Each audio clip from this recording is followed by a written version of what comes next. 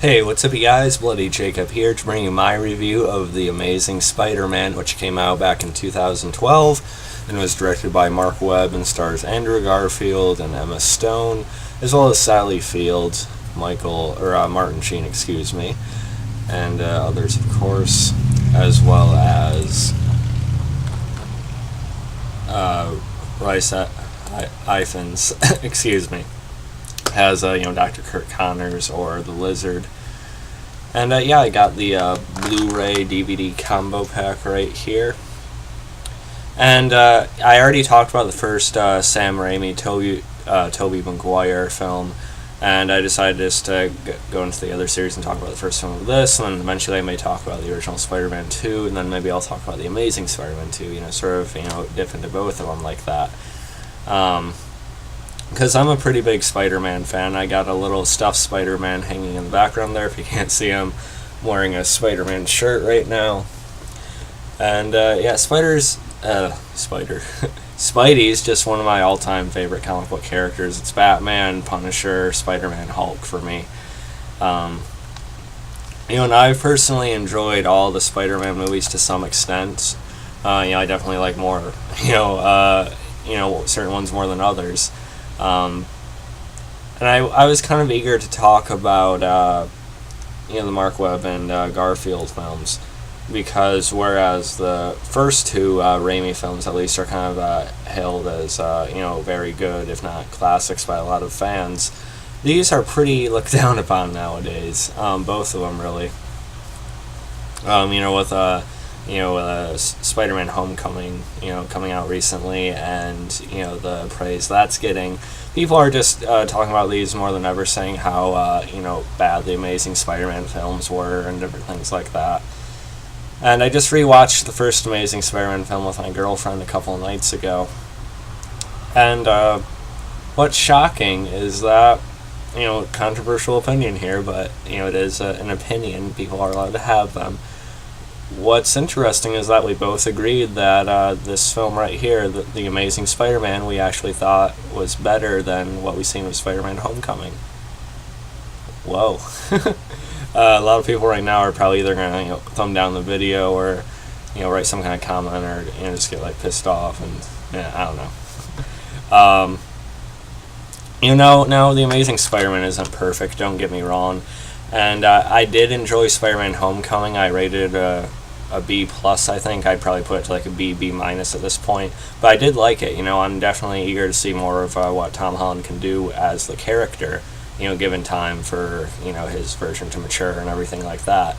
And, this movie isn't perfect either, but I just thought this movie had a better balance of... It had its little moments of humor, which we'll, talk about... we can talk about it now. When he's first realizing he has these spider powers, he's on the train, then he just, he must, accidentally beats up a group of thugs. Then he accidentally, strips off a girl's shirt or something, too. I don't know, I just thought that was kind of funny, and it has the moment where he, webs the thug up against the wall, who's trying to break into a car. He's being really quippy there. It has moments like that, and he has other lines throughout the movie as well. But then I just feel like it has more depth. There's more depth to this version of Spider-Man and Peter Parker and the story here. It has, like I said, moments of, lighter Spider-Man stuff we'd expect. But the story, I feel like, is actually taken more seriously. And, it goes, tries to go more into detail about, what happened to Peter's parents, which it goes into more of in the sequel. Just different things like that. I just thought this movie was a better balance than Spider-Man Homecoming, which again I liked. I just thought there was too much comedy in that one. And I don't want to... I know some Spider-Man stories are actually like that, but I just prefer more of the mix that this one is. Like I said, who knows? Maybe I'll go back and like Homecoming more once I see more of Holland's work, if his character actually, grows into the Spider-Man we know. And then it'll be kind of fun to go back and watch, the kind of movie that Spider-Man Homecoming was. But I don't want this video to be a whole comparison between the two either. This is kind of a retelling of the origin story we're pretty used to at this point, I'll admit that. does kind of retread old ground, but it wasn't like overly done at this point, I guess, because we had only seen it in the Maguire version and everything.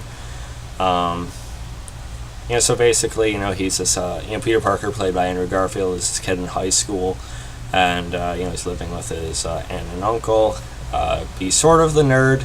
In this one, Peter Parker is a little bit different, but we'll talk more about Andrew Garfield and his version of the character here in a second. But anyway, he ends up going to Oscorp and gets bitten by this radioactive, mutant spider type of thing. Of course, he gains spider powers, and then with the murder or the shooting of his uncle, he kind of takes it upon himself to become this force in New York City, known as Spider-Man. And meanwhile, he meets this girl, in his grade named Gwen Stacy, played by Emma Stone.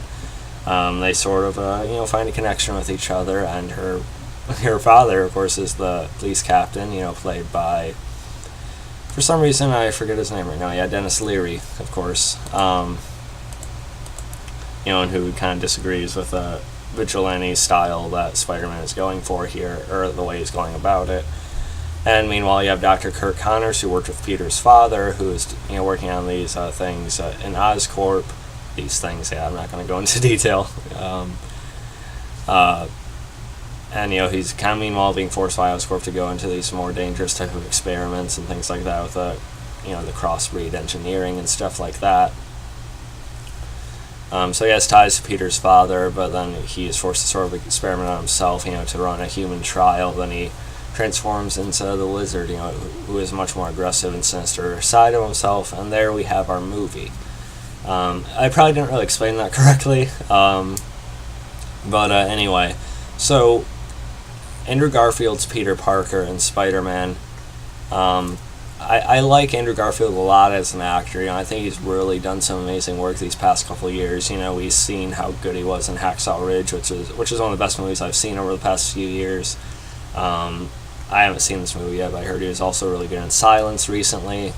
So he's really getting these Oscar, type of roles, which is really good. And I'm really happy for him. And I do feel like Andrew Garfield is sort of shortcourted here, or he was kind of cut off prematurely. I would have liked Andrew Garfield's version, to continue on to the Avengers stuff. That would have been really cool. Really cool, I think.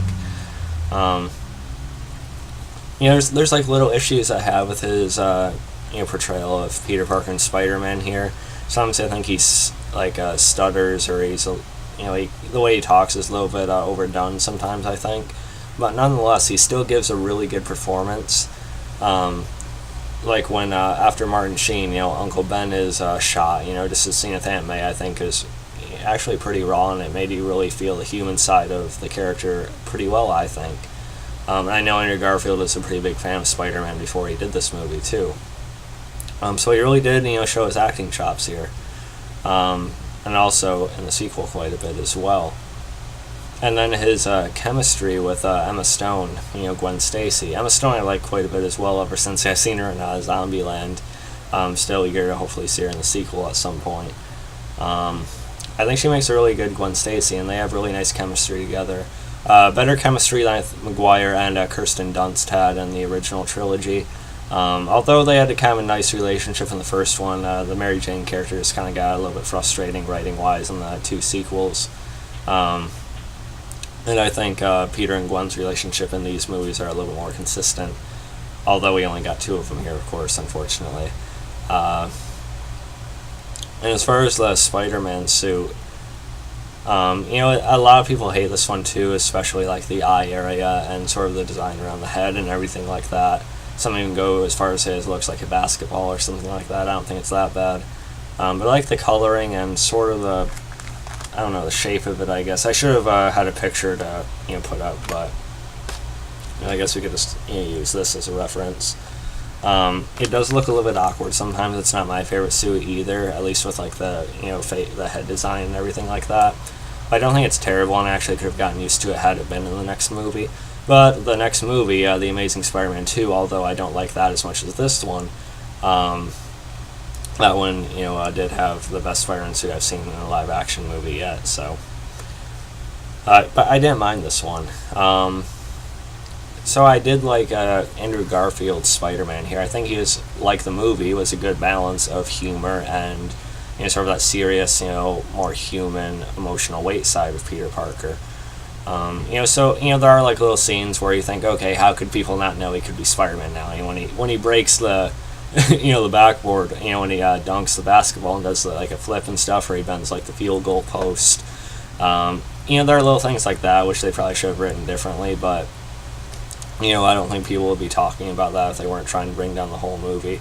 They just mention in passing, but now it's like a top comment everywhere. I think it's become kind of like a cool thing to dislike these movies now for some reason. And I still think there's a lot of right they did in this. Like I said, I did enjoy Andrew Garfield's portrayal of the character for the most part.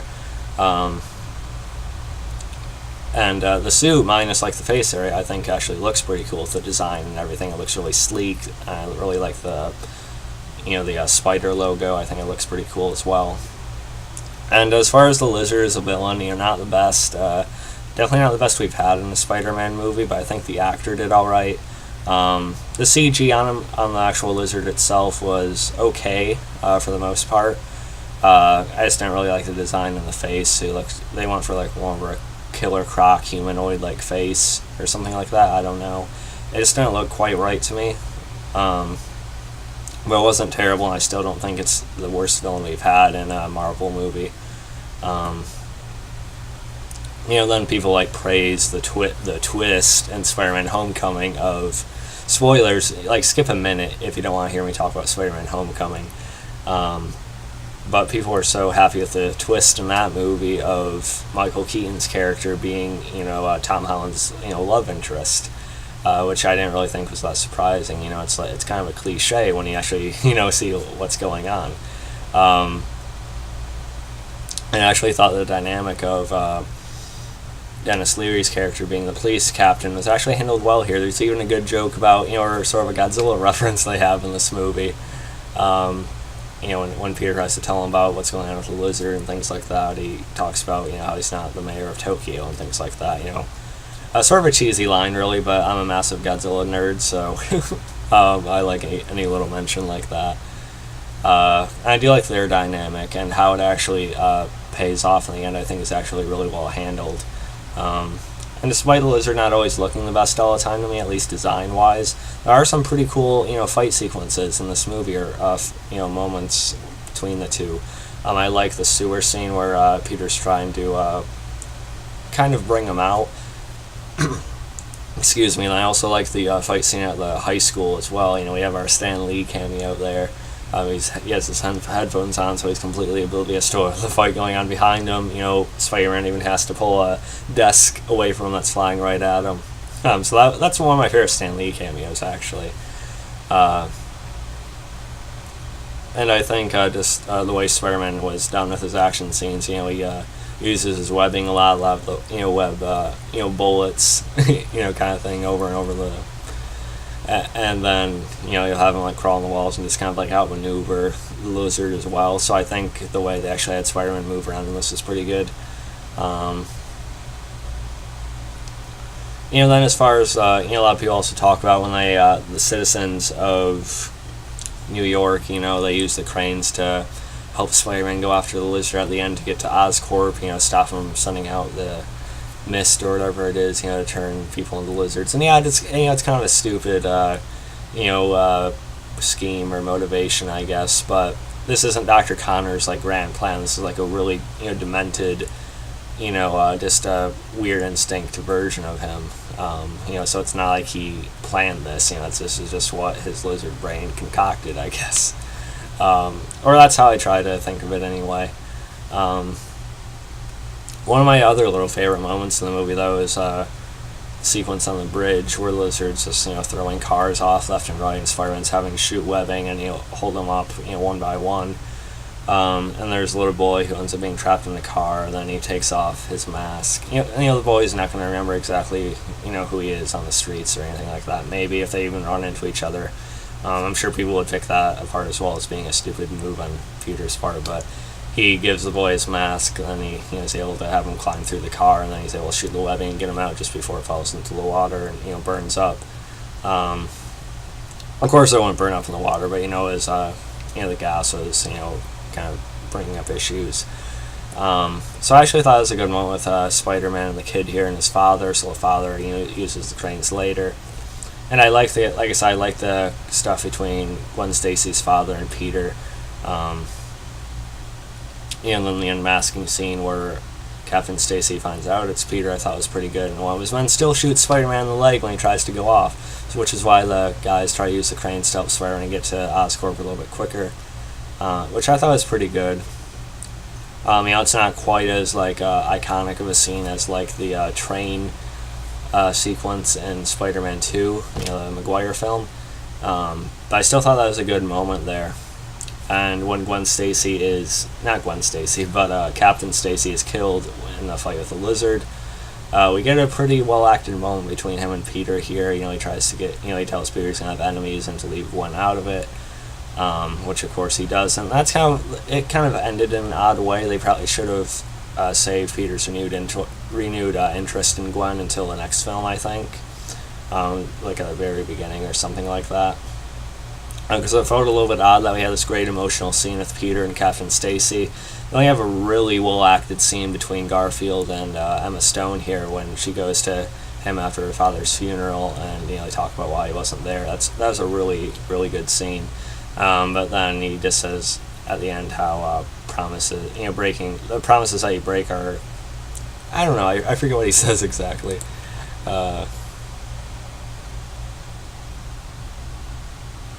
Yeah, those are the best ones, or something like that. Sorry, I butchered the line that's already oddly placed. But besides the, sort of oddly timed ending, I still thought it was really well done. There's a lot more I could talk about this movie. Then we have Sally Field as Aunt May. Not my favorite Aunt May. I do prefer Rosemary Harris, but I do prefer this version, Sally Field, compared to the Marissa Tomei version, which was really just there to act, over the top and be, attractive looking. So I definitely prefer this version, played by Sally Field. And she does alright here. I do think she could have been given more time, though. And I did like Martin Sheen as Uncle Ben. I thought he actually had some good moments here and there. Although he's only in it for a brief time, which is why I say here and there. Him and Cliff Robertson are definitely both very good in the role, I think. I really do like The Amazing Spider-Man. I don't really know why these movies get such a bad rap now. Or at least Andrew Garfield's Spider-Man and this first movie in particular. I know I say a lot, by the way. And I say too. Of course I did it again. What is wrong with me? The Amazing Spider-Man is one I enjoy a lot. It's actually within my top, 10, possibly top, maybe more 15 favorite comic book films of all time. And I'm not really gonna, change that. I personally really do enjoy these movies, especially the first one. It's not the classic that the first Tobey Maguire film is to me, but I honestly might enjoy this one just as much, if not a little bit more, than the second film, and definitely more than the third Maguire film. And I do like this quite a bit more than Homecoming. Like I said, this had more depth for me. It wasn't just a comedy. It showed the layers to the character well enough. And then you have the web shooters in this, that he makes himself. Some people think it's stupid how he could come up with this technology, but we see him at the beginning of the movie. He's already kind of made some of these little homemade gadgets, with the door and everything. Then when he gets access to Oscorp, I think it kind of makes sense. I could have created something like web shooters, with what he finds there when he sort of goes in and takes the guy's ID. But yeah, so if I had to rate Spider-Man, or The Amazing Spider-Man, I'd actually rate it between a B+ and an A-. I'm sort of debating about that. I don't know if I should give it quite an A type of rating, because like I said, there are little issues I have with it, like the face design on his mask, or the lizard's design. I do feel like the movie is a little bit long. It is over 2 hours. It's over 2 hours long. I feel like it's a bit much. And just other little things I mentioned throughout the review, but I do think it just has a lot more going for it than what Spider-Man Homecoming does. Like I said, I do hope to appreciate Tom Holland's version more as it goes along, but I just think this is just a much better movie to watch for me anyway. I just think there's more to get into with it. But yeah, let me know what you guys think about the Amazing Spider-Man now. Even if you dislike it, tell me why. But at least admit some of the things this movie did right, because there's right in this movie. It's not awful. I don't really see how it could be horrible. So yeah, let me know what you guys think about it. You can follow me on Facebook, Twitter, like, subscribe. I'll catch you guys next time. And also, it's not my best review either. I feel like I could have, done a little bit more justice with defending it. But, I'm a movie fan. I enjoy watching movies, if that's a thing. So this is just me sort of rambling about that. Peace.